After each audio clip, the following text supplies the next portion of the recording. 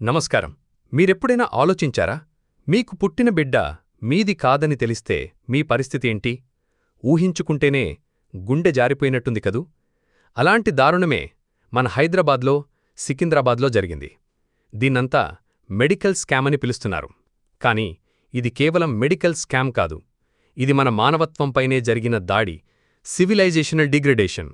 ఒక బిడ్డను బ్లాక్ మార్కెట్లో వస్తువులా కొని లక్షలకు లక్షలు అమ్మి అసలు ఏం జరిగింది? తల్లిదండ్రులకు ఎంత పెద్ద అన్యాయం జరిగింది? ఈ స్కామ్ వెనుక ఉన్న నిజాలేంటి? మన చట్టాలు, సిస్టమ్ ఎలా ఉంది? ఈ దారుణాన్ని ఎలా ఆపాలి? ఇలాంటి ప్రశ్నలన్నిటికీ సమాధానాలు తెలుసుకోవాలంటే ఈ వీడియోను ఎండ్ వరకు చూడండి. మిమ్మల్ని షాక్కి గురిచేసే ఎన్నో నిజాలు నేను ఈ వీడియోలో చెప్పబోతున్నా. తెలుగు రాష్ట్రాల్లో, ముఖ్యంగా హైదరాబాద్లో ఇలాంటి దారుణాలు జరుగుతుంటే మనం చూస్తూ ఊరుకోవడం కరెక్ట్ కాదు. ఈరోజు ఒకరితో జరిగిన సంఘటన రేపు మనక్కూడా జరగొచ్చు. అందుకే మనం దీని గురించి మాట్లాడాలి. ఈ సికింద్రాబాద్ సరోగసీ స్కామ్ని మనమందరం తెలుసుకోవాలి. ఒకసారి ఊహించుకోండి, మీకు కొత్తగా పెళ్లయింది. అది అరేంజ్డ్ మ్యారేజైనా, లవ్ మ్యారేజైనా ఒక అందమైన కుటుంబాన్ని స్టార్ట్ చేయాలనుకుంటున్నారు.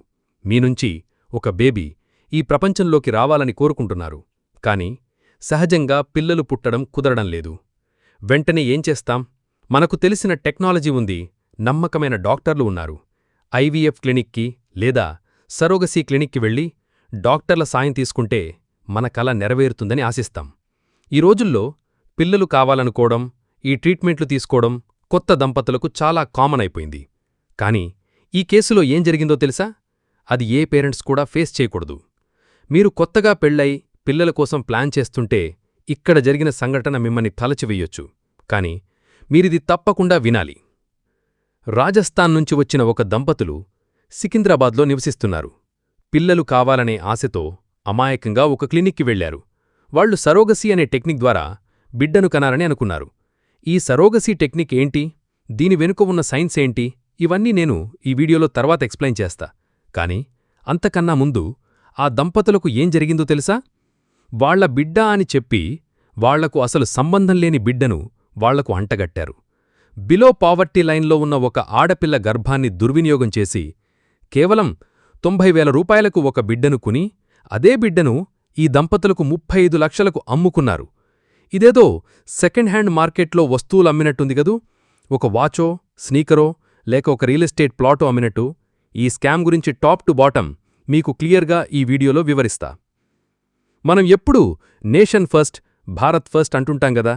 కానీ మన నేలపై ఇలాంటి స్కాములు జరుగుతుంటే వాటిని మనం ప్రశ్నించంతకాలం ఆ మాట అనే హక్కు మనకు లేదు.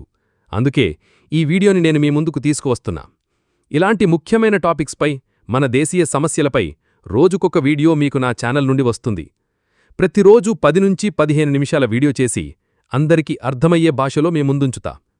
మీరు చాలామంది మా వీడియోలు చూస్తున్నారు, నాలెడ్జ్ని పెంచుకుంటున్నారు. దీనివల్ల ఎంతోమంది కొత్తవాళ్లకు రీచ్ అవుతుంది. అలాంటి కొత్తవాళ్లలో మీరు కూడా ఉంటే నేను వీడియో పెట్టగానే మీ దాకా రావాలంటే కింద కనిపించే సబ్స్క్రైబ్ బటన్ నొక్కి పెట్టుకోండి. డన్.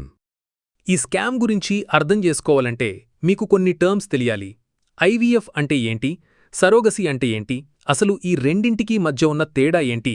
ఈ డౌట్ మీకు రావడం సహజం. సహజ పద్ధతిలో పిల్లలు పుట్టడం అంటే న్యాచురల్ సెక్షువల్ యాక్టివిటీ ద్వారా బాడీలో ఉండే కాంప్లికేషన్స్ వల్ల, వయస్సు వల్ల లేదా స్ట్రెస్ వల్ల అన్ని వేళలా జరగకపోవచ్చు. అలాంటి సందర్భాల్లోనే ఐవీఎఫ్ అనే టెక్నాలజీని వాడతారు. దీన్ని పూర్తిగా ఇన్ విట్రో ఫెర్టిలైజేషన్ అంటారు. అందరికీ అర్థమయ్యేలా చెప్తా. అబ్బాయి నుంచి స్పర్మ్ని, అమ్మాయి నుంచి ఎగ్ని బయటికి తీసి వీటిని ల్యాబ్లో సహజ ప్రక్రియలాగానే కలిపి ఒక ఎంబ్రియోని తయారుచేస్తారు. సో టెక్నికల్గా ఈ బిడ్డ వాళ్ల బిడ్డనే అవుతుంది. ఒకవేళ ఎవరైతే తల్లి ఉన్నారో ఆవిడ గర్భసంచిలోనే ఈ ఎంబ్రియోని పెడితే దాన్ని ఐవీఎఫ్ అంటారు. వేరే డోనర్ వచ్చి తల్లి ఆరోగ్య సమస్యల వల్ల ఈ ఎంబ్రియోని 9 నెలలు మోస్తే దాన్ని సరోగసీ అంటారు. ఈ డోనర్ని సరోగేటెడ్ డోనర్ అంటారు. మళ్ళీ సింపుల్గా చెప్పాలంటే బిడ్డ వాళ్లదే, ఎగ్ అమ్మాయిదే, స్పర్మ్ అబ్బాయిదే. కాకపోతే గర్భసంచి మాత్రం డోనర్ది. మీకు ఇక్కడ బేసిక్స్ అర్థమయ్యాయి కాబట్టి అసలిక్కడ స్కామ్ ఏంటో చూద్దాం. నిజానికి ఇది 1 కాదు 2 కాదు, చాలా పొరల్లో జరిగిన మోసం. ముందుగా మన భారతదేశ చట్టం ఏం చెప్తుందో చూద్దాం. మనకు సరోగసీ రెగ్యులేషన్స్ యాక్ట్ 2021 అని ఒకటి తీసుకొచ్చారు. దానికంటే ముందు ఒక ఆడపిల్ల గర్భసంచిని కమర్షియల్గా కొనేవాళ్లు. అక్షరాల కొని 2-5 లక్షల వరకు ఇచ్చేవాళ్లు. బిలో పావర్టీ లైన్లో ఉండేవాళ్లను, స్లమ్స్లో ఉండేవాళ్లను వెతికి మరీ డబ్బులిచ్చి కొని ఈ ఎంబ్రియోని వాళ్ల గర్భంలో పెట్టి బిడ్డ పుట్టిన తర్వాత తల్లిదండ్రులకు ఇచ్చేవారు. కానీ ఇక్కడ చాలా సమస్యలున్నాయి. దీని గురించి నేను చెప్పనక్కర్లేదు. మీకొక చిన్న పజిలిస్తా. ఆ డాట్స్ని మీరు కలపండి. ఒక పేద కుటుంబం, ఆ కుటుంబం నుంచి వచ్చిన ఒక అమ్మాయి, ఒక మిడిల్ మ్యాన్, ఒక పెద్ద ఇంటి జంట. ఇక్కడ్నుంచి అక్కడికి 30-35 లక్షలు వెళ్లాలనుకుందాం. ఇప్పుడు ఆ 35 లక్షల్లో 34,10,000 ఎవరి జేబులో ఉంటాయి? మిగిలిన 90,000 ఎవరి జేబులో ఉంటాయని నేను మీకు ప్రశ్న అడిగితే స్ట్రెయిట్గా మీకు సమాధానం తెలీదా? ఇలాంటి ఎక్స్‌ప్లాయిటేషన్ జరగకూడదని ఈ కొత్త రూల్ పెట్టారు. మీరు కొనకూడదు. ఒక ఆడపిల్ల గర్భసంచి అనేది ఎవరి అబ్బసొత్తు కాదు. అలా చేస్తే మీరు లీగల్ కాన్సిక్వెన్సెస్ ఎదుర్కొంటారు అని చెప్పి గవర్నమెంట్ పెట్టిన రూలే ఈ సరోగసీ రెగ్యులేషన్స్ యాక్ట్. ఇప్పుడు ఈ రూల్ ప్రకారం ఒక్క పైసా కూడా ట్రాన్స్ఫర్ అవ్వకూడదు. ఆల్ట్రూయిస్టిక్ డోనర్ ఉంటేనే సరోగసీ పాజిబుల్ అవుతుంది అని. అంటే ఈ దంపతుల కుటుంబం నుంచో, ఒక వెల్ విషర్ నుంచో, లేక వాళ్ల కష్టం చూస్తే నా గుండె తరక్కుపోతోంది అని చెప్పి ఒక ఆడపిల్ల ముందుకొచ్చి ఒక్క పైసా కూడా తీసుకోకపోతేనే సరోగసీ పాజిబుల్ అవుతుంది అని రూల్ మనకు చెబుతోంది. ఇలాంటి రెగ్యులేషన్ ఉన్నప్పటికీ మన భారతదేశం మొత్తం ఈ స్కామ్లు జరుగుతూనే ఉన్నాయి. సరే, ఇలా చేసి ఊరుకుంటున్నారా? నిజంగానే ఎంబ్రియో తీసి ఆవిడ గర్భంలో పెడుతున్నారా అంటే అది కూడా చేయట్లేదు. ఈ మధ్య సికింద్రాబాద్లో ఏం జరిగిందో అది నిజంగా ఐ ఓపెనర్. మనమందరం కళ్ళు తెరవాల్సిన సమయమిది. ముఖ్యంగా పేరెంట్స్, మీకే చెబుతున్నాను. మీరు ఇలాంటి క్లినిక్స్కి వెళ్లేటప్పుడు ఏ క్లినిక్కి వెళ్తున్నా దాని బ్యాక్గ్రౌండ్ ఏంటని 1-10 సార్లు ఆలోచించండి. కంప్లీట్ గ్రౌండ్ వర్క్ చేయండి. లీగాలిటీ బౌండరీస్లోనే మీరుండండి. లేకపోతే అక్కడ జరిగిందే మనకు కూడా రిపీట్ అవుతుంది. అక్కడేం జరిగిందో జాగ్రత్తగా వినండి. ఇది జూన్ 2024 మాట. సికింద్రాబాద్లో రాజస్థాన్ నుంచి వచ్చి ఉంటున్న ఒక దంపతులు యూనివర్సల్ శృతి ఫర్టిలిటీ క్లినిక్ వెళ్లి వాళ్ల ప్రాబ్లం చెప్పుకున్నారు. ఆ పాపం ఆ లేడీకి మెడికల్ కాంప్లికేషన్స్ ఉన్నాయి. ఐవీఎఫ్ చేస్తే సరిపోదు, ఆ ఎంబ్రియోను మోయడానికి ఇంకొక డోనర్ కావాలి. క్లినిక్ వాళ్లు మా దగ్గర ఆల్ట్రూయిస్టిక్ డోనర్ ఉన్నారు, ఒక అమ్మాయి ఉంది, మొత్తం మేమే చూసుకుంటాం, మీరు పైసా కట్టాల్సిన అవసరం లేదు, మీరు కట్టాల్సిన డబ్బులంతా ఈ ఫీజే అని చెప్పారు. ఈ క్లినిక్ని హెడ్ చేస్తున్న ఆవిడ పేరు నమ్రత. ఆవిడ అబ్బాయి ఒక లాయర్. ఈ పేపర్ వర్క్, లీగాలిటీ మొత్తాన్ని బిడ్డ వేళ్లబిడ్డే అనే లీగల్ ఫ్రేమ్వర్క్ని బాగా తెలిసిన వ్యక్తి. సో ఈ క్లినిక్ ఆ దంపతులకు ఏం చెప్పిందంటే, మీ దగ్గర ఆల్ట్రూయిస్టిక్ డోనర్ లేకపోయినా పర్వాలేదు, అది మేం చూసుకుంటాం, మీరు రైట్ టైంకొచ్చి బిల్లు కట్టండి, సంవత్సరం తిరిగే లోపల మీ బిడ్డ మీ చేతిలో ఉంటాడు అని ఒక ప్రామిస్ని వాళ్ళు నమ్మారు. వచ్చే కొన్ని నెలల్లో ఇన్స్టాల్మెంట్స్లో 35 లక్షల రూపాయలు వాళ్ళు కట్టారు. 35 లక్షలు! ఇదొక నార్మల్ మధ్యతరగతి కుటుంబానికి ఎంత పెద్ద అమౌంటో నేను మీకు సెపరేట్గా చెప్పాల్సిన అవసరం లేదు. పిల్లలనేది ప్రతి ఒక్కరికి ఒక ఎమోషన్ కదా. వాళ్ల కుటుంబాన్ని, బ్లడ్ లైన్ని ముందుకు తీసుకెళ్లడానికి వాళ్ళు ఎంత కష్టపడతారు. చాలామంది అంటుంటారు, పిల్లలు పుట్టకపోతే మీరు అడాప్ట్ చేసుకోవచ్చు కదా, మీరు సరోగసీకి ఎందుకు వెళ్తారు, ఐవీఎఫ్కి ఎందుకు వెళ్తారు అని. కానీ వాళ్ళు అది ఎఫర్ట్ చేయగలిగితే, వాళ్లకదే కావాలంటే అది వాళ్ల పర్సనల్ చాయిస్. మనం దాన్ని క్వశ్చన్ చేయకూడదు. అది చాలా తప్పు. అది ప్రతి ఫ్యామిలీ పర్సనల్ విషయం. ఈ డబ్బులు కొడుతున్న టైమంతా కూడా ట్రీట్మెంట్ జరుగుతోంది, డోనర్ పేరు మాత్రం నేను మీకు చెప్పలేను అని ఆ డాక్టర్ చెప్పాడు. 9 నెలలపాటు ఆ దంపతులు ఒక లాలాల్యాండ్లో బ్రతికారు, ఒక అబద్ధంలో జీవించారు. తమ బిడ్డ ఒక గర్భంలో పెరుగుతోంది అని నమ్మారు. కానీ నిజానికి అలాంటిది ఏం జరగలేదు అని ఇన్వెస్టిగేటివ్ అథారిటీస్ మనతో చెప్తున్నాయి. జూన్ 2025లో సీ-సెక్షన్ చేసి ఒక బిడ్డ బయటకొచ్చింది, ఒక ఆడపిల్ల నుంచి. ఆ బిడ్డనే వీళ్ల బిడ్డగా ఈ దంపతులకిచ్చారు. వాళ్లకు ఏదో డౌట్ వచ్చింది. ఆ డౌట్ని ఎక్స్ప్రెస్ చేసి మాకు DNA టెస్ట్ కావాలి అని అడిగారు. ఈ క్లినిక్ ససేమిరా అంది. మీరు అలాంటి డౌట్ ఎలా అడుగుతారు, మీకు కొంచెం బుద్ధుందా అంటూ ఆ బిడ్డ మీ బిడ్డే అని పంపించేశారు. కానీ ఎంతైనా పేరెంట్స్ కదా, ఆ డౌట్ వాళ్లకు పోలేదు. ఢిల్లీకి వెళ్లి ఒక థర్డ్ పార్టీ క్లినిక్లో చెకింగ్ చేస్తే ఆ బిడ్డలోని DNA వీళ్ల DNAతో అస్సలు మ్యాచ్ అవ్వలేదు. ఆ బిడ్డ వీళ్ల బిడ్డే కాదని తెలిసింది. వెంటనే పోలీసుల దగ్గరికి వెళ్లి కేసు పెట్టారు. ఇప్పుడు వాళ్ళందర్నీ లోపలేశారు, ఇన్వెస్టిగేషన్ జరుగుతోంది. ఓవరాల్గా ఈ కేసులో 7 మందిని రిమాండ్ చేశారు. అందులో మెయిన్ అక్యూజ్డైన నమ్రత కూడా ఉంది. దాదాపు 8 మందిని రౌండప్ చేశారు. నమ్రత లైసెన్స్ 2021లోనే రద్దయిపోతే ఆమె ఇంకో ప్రాక్సీ డాక్టర్ పేరు పెట్టుకుని ప్రాక్టీస్ చేస్తున్నారని, ఆ క్లినిక్కి అసలు లైసెన్సే లేదని బయటకొచ్చింది. అందుకే నేను ఈ వీడియో మొదట్లో అన్నా, పేరెంట్స్ అందరూ చూడాల్సిన వీడియో ఇది అని. ఆమె Telangana medical certificate registration certificate expire అయిపోయింది. మీరొక సమస్యతో క్లినిక్ లోపలికి వెళ్తున్నప్పుడు వాళ్ళు ఎంత సరసమైన ధరకి ఇస్తున్నారని చూడ్డంతో పాటు అసలు ఆ క్లినిక్కి పేపర్స్ ఉన్నాయా, డాక్యుమెంటేషన్ ఉందా అని కూడా అడగండి. ఆ డాక్టర్ లైసెన్స్ని కూడా 1కి 10 సార్లు మీరు క్రాస్ చెక్ చేయండి. నాకు మనస్ఫూర్తిగా డాక్టర్లంటే చాలా రెస్పెక్ట్ ఉంది. కానీ ఇక్కడ మన ఆశలు, మన ప్రాణాలు, మన బిడ్డ భవిష్యత్తు కాబట్టి ఖచ్చితంగా మనం క్రాస్ చెక్ చేయాలి. లేకపోతే ఎదుగు ఇలాగే జరుగుతుంది. పేపర్ వర్క్ చాలా క్లియర్గా ఉంది. పేపర్ మీద లేదు ఇది వీళ్ల బిడ్డే, ఆవిడ ఆల్ట్రుయిస్టిక్ డోనరే అని పకడ్బందీగా బౌండరీలు గట్రవేసి ఇంకు పెంతో అక్షరం పొల్లుపోకుండా రాశారు. బట్ రియాలిటీ ఈజ్ డిఫరెంట్ కదా. వాళ్ళు 9 నెలలు, 1 సంవత్సరం వాళ్ళ జీవితంలో ఎన్ని కలలు కాని ఉంటారు, ఆ బిడ్డ మా బిడ్డే అని. సరే, వాళ్ళని పక్కన పెట్టండి. ఈ బిలో పావర్టీ లైన్ సెక్టార్లోని ఆడపిల్లల్ని ఎలా ఎక్స్‌ప్లాయిట్ చేస్తున్నారో చూడండి. మానసికంగా, శారీరకంగా అత్యాచారం చేస్తే చాలా పెద్ద తప్పు అని మనం అనుకుంటాం కదా. మరి ఒక గర్భాన్ని ఇలా యూటిలైజ్ చేసి, ఎక్స్‌ప్లాయిట్ చేసి, చిల్లర పడేసి ఆ బిడ్డని 35 లక్షలకు అమ్ముకున్నారు. 90,000 పెట్టుకున్నారంట. 90,000కి బ్లాక్ మార్కెట్లో అమ్మినట్టు అమ్ముతున్నారు బేబీస్ని. ఇది ఎంతవరకు కరెక్ట్? ఇది కేవలం ఒక్క కేసే. అందుకే హాస్పిటల్ మీద కన్నా ఇష్యూ మీద నేను మాట్లాడాలనుకున్నా. ఇష్యూ బేస్డ్గా ఏముంది? హైదరాబాద్ అని చెప్పి, తెలంగాణ అని చెప్పి చేయొచ్చు, దానిమీద మొత్తం డెడికేట్ చేసి చేయొచ్చు. కానీ అది ఒక్క సికింద్రాబాద్లోనే జరుగుతుందంటే మనం నమ్మగలమా? పేరెంట్స్కి డౌట్ వచ్చింది, చెక్ చేయించారు, బయటపడింది. అలా డౌట్ రాని పేరెంట్స్ ఇంకా ఎంతమంది ఉండుంటారు? దాన్ని మనం క్వశ్చన్ చేయకపోతే ఎలా? Let me be very clear. మనకి ఫండమెంటల్గా సిస్టమ్ లెవెల్ నుంచి రిఫార్మ్స్ రావాలి. సరోగేసీ రెగ్యులేషన్ యాక్ట్ ఉంటే సరిపోదు. నేనొకటే చాలా స్ట్రాంగ్గా బిలీవ్ చేస్తా. మనం ఒక చట్టాన్ని పార్లమెంట్లో, అసెంబ్లీలో పాస్ చేయడంతో పాటు ఆ చట్టం ఎంత బాగా, ఎంత బలంగా ఇంప్లిమెంట్ అవుతోందో అది చూడ్డం కూడా మన బాధ్యతే. లా మేకింగ్ మాత్రమే కాదు, లా ఎన్ఫోర్స్మెంట్ కూడా చాలా స్ట్రాంగ్గా ఉండాలి.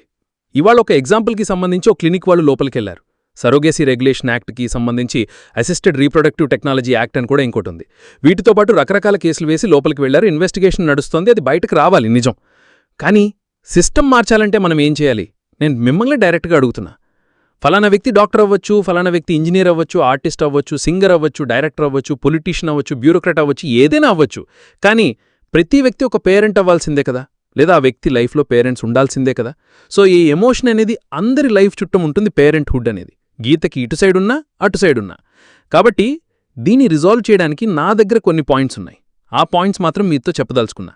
దీనిమీద మీరేమనుకుంటున్నారో నాకు ఖచ్చితంగా చెప్పండి. 90,000కి కొని 35 లక్షలకి ఆ బిడ్డనమ్మారు కదా, అది మెడికల్ స్కామ్ కింద నేను చూడట్లేదు. దీని సొల్యూషన్ మెడికల్ స్కామ్ కింద చూస్తే రాదు. ఇది సివిలైజేషనల్ డీగ్రేడేషన్ కింద చూస్తే మాత్రమే వస్తుంది. మన ఇతిహాసాలు, మన పురాణాలు మనకి ఏం చెప్తున్నాయి? శివపార్వతుల్ని శివశక్తి అంటాం మనం. శివశక్తి పూజలు చేస్తాం మనం. అంటే ఒక ఆడపిల్లని మనం శక్తి అని పిలుస్తున్నాం మనం. మరి అలాంటి శక్తి కోసం భారతీయ ఫ్యామిలీ క్రియేషన్ బోర్డ్ అనే ఒక బోర్డుని మనం పెట్టలేమా? అదే మినిస్ట్రీ ఆఫ్ హెల్త్ కింద. ఇన్ఫ్యాక్ట్ దాని అండర్లో మనం వెరిఫైడ్ సరోగసీ డేటాబేసెస్ క్రియేట్ చేయొచ్చు. ఇన్ఫ్యాక్ట్ క్లినిక్లో జరిగే ప్రతి ఐవీఎఫ్ బర్త్కి లీనియేజ్ లింకింగ్ అనే ఒక కాన్సెప్ట్ని మనం క్రియేట్ చేసి దాన్ని ఆధార్ కార్డుకి మనం కనెక్ట్ చేయొచ్చు. బిడ్డ పుట్టగానే డిఎన్ఏ ట్యాగింగ్ మనం చేయలేమా? ఇలాంటి ఫ్యామిలీ ఎవరైనా ఐవీఎఫ్ బర్త్ తర్వాత గానీ, సరోగసీ బర్త్ తర్వాత గానీ క్వశ్చన్ చేద్దామనుకుంటే ఆ కంప్లైంట్ తీసుకునే బోట్ ఒకటి పెట్టలేమా? డిజిటల్ సురక్ష స్టాక్ మనం తీసుకురాలేమా? అదే ఈ ఎంబ్రియోస్ అన్నిటికీ ఒక డిజిటల్ లెడ్జర్ లాంటిది. ఇది లేకే కదా ఈ స్కామ్స్ జరుగుతున్నాయి. నాకు తెలియక అడుగుతున్నా. ఇప్పుడు ఒక క్లినిక్ ఇలా చేద్దామని ఎందుకు అనుకుంటుంది? 2 విషయాలు ఇక్కడ తట్టినప్పుడు. నెంబర్ 1, చూసేవాడెవడున్నాళ్లే. నెంబర్ 2, పీకేవాడెవడున్నాళ్లే. సో చూసేవాడెవడున్నాళ్లేకి ఈ సొల్యూషన్ సరిపోతుంది. మనం కరెక్ట్ బోర్డు కరెక్ట్గా పెట్టుకుంటే మన భారతీయ న్యాయ సంహితలో, లా ఎన్ఫోర్స్మెంట్లో that will do the job. కానీ పీకేవాడెవడున్నాళ్లే అని ఇక్కడ తట్టినప్పుడు మాత్రం చాలా డేంజరస్ థాట్ అది. మనల్ని ఎవడేం పీకుతాడులే అనే థాట్లో చేసే ఇరెగ్యులారిటీసే చాలా దూరం వెళ్తాయి. సో దాన్ని మనం ఆదిలోనే కట్ చేయాలి. ఇలాంటి స్కామ్ చేసిన క్లినిక్ ఎవరైనా ఉంటే క్షమించకుండా శిక్ష వాళ్లకి విధించాలి. ఆ డాక్టర్లు మళ్ళీ ప్రాక్టీస్ చేయడానికి ఉండకూడదు. ఆ క్లినిక్కున్న లైసెన్స్ని ముందు రెవోక్ చేసి పడేయాలి. దానిమీద మీరేమో నా కింద కమెంట్స్లో రాయండి. ఇంకా ఎక్స్‌ప్లాయిట్ అవ్వబడే ఆడవాళ్ల గురించంటారా? వాళ్లకు కూడా ఒక ఆర్గనైజేషన్ కావాలి, ఒక వాచ్ డాగ్ లాగా ఉండాలి. నాకెప్పుడూ ఒక డౌట్ ఉంటుంది. మనం గవర్నమెంట్కి పనిచేసి రిటైర్ అయిన పీపుల్ ఉంటారు కదా, ఐఏఎస్ ఆఫీసర్ల నుంచి టీచర్ల వరకు, వాళ్లకి మనం దేశానికి మళ్లీ సేవ చేసే అవకాశాన్ని మనం ఎందుకు ఇవ్వట్లేదు? They can be or watch dogs. And watch dog అంటే అది డెరోగేటరీ టర్మ్ కాదు. అది కాలభైరవుడిని కూడా కోత్వాలంటారు. అంటే he's both chief of police and magistrate అని. అందుకని రిటైర్ అయిపోయిన టీచర్స్ని, హెల్త్ కేర్ వర్కర్స్ని మళ్లీ మనం గ్రౌండ్లో పెట్టాలి. అన్యాయం జరుగుతోందంటే రిపోర్ట్ చేసే అవకాశం వాళ్లకివ్వాలి. ఇన్ఫ్యాక్ట్ అందర్నీ తీసుకోవద్దు. ఎవరైతే వాళ్ళ సర్వీస్ మొత్తంలో మచ్చ కూడా లేకుండా పనిచేశారో ఉంటారు మన దేశంలో. అలాంటి సెగ్మెంట్ కూడా ఒకటి ఉంటుంది. సొంత ఇళ్ళు కూడా లేకుండా దేశం కోసం కష్టపడ్డ వాళ్ళు ఎంతోమంది ఉన్నారు. అన్సంగ్ హీరోస్ వాళ్ళందరూ. వాళ్లని గ్రౌండ్లో పెట్టి మన దేశపు ఆడపిల్లల పట్ల ఇలాంటి అన్యాయాలు జరగకుండా చూసేలా చూడాలి. దీనికి మీరేమంటారు? నా కింద కమెంట్స్లో ఖచ్చితంగా రాయండి. చెప్తున్నా కదా, మన దేశంలో ప్రతి ప్రాబ్లంకి సొల్యూషన్ 2 విధాలుగా చూస్తే మనకు దొరుకుతుంది. ఒకటి, ఇవాళ మన చేతిలోండే టెక్నాలజీతో ప్రాగ్మాటిక్ థాట్ నుంచి వచ్చేది. 2, మనం వెనక్కి చూసి మన ధర్మం నుంచి మనం తీసుకునే కీ టేక్అవేస్. ఈ రెండుటిని క్లబ్ చేస్తే డెడ్లీ సొల్యూషన్ మనకొస్తుంది, ఎటువంటి ప్రాబ్లంకైనా. Again, to all the parents, conceiving అనేది చాలా పర్సనల్ విషయం, నేను దాని గురించి మాట్లాడదలుచుకోవట్లేదు. కానీ ఒక్క సజెషన్ మాత్రం నేను ఇవ్వగలుగుతాను. అడాప్షన్ అనే కాన్సెప్ట్ గురించి మీరు ఒక్కసారి వెతకండి, ఒక్కసారి చూడండి. అది కూడా ఒక సొల్యూషన్ ఉంది అని చూడండి, అంతే. అంతకుమించి నేను మాట్లాడను. మీరిక్కడిదాకా నా వీడియోలోకి వచ్చారు అంటే నా వీడియోస్ మిమ్మల్ని ఆకట్టుకుంటున్నాయి, ఒక వాల్యూ పొందుతున్నారు. Thank you so much for మీరిస్తున్న ఈ వాచ్ టైం. మీ రిటెన్షన్ ఏదైతే ఉందో, ప్రాణం పెట్టి నేను పనిచేయడానికి, ఏ ఒక్కరోజు వదలకుండా నిర్భయంగా మాట్లాడడానికి, నా తప్పుల్నించి నన్ను నేను నేర్చుకోవడానికి, ఇంకా బెటర్ అవ్వడానికి, బెటర్ కరెంట్ అఫైర్స్ని, మన సొసైటీలో ఉండే ప్రాబ్లమ్స్ని బెటర్ వేలో మీ ముందుకు తీసుకురావడానికి నన్ను ప్రేరేపిస్తుంది, ప్రోత్సహిస్తుంది. Thank you so much for that.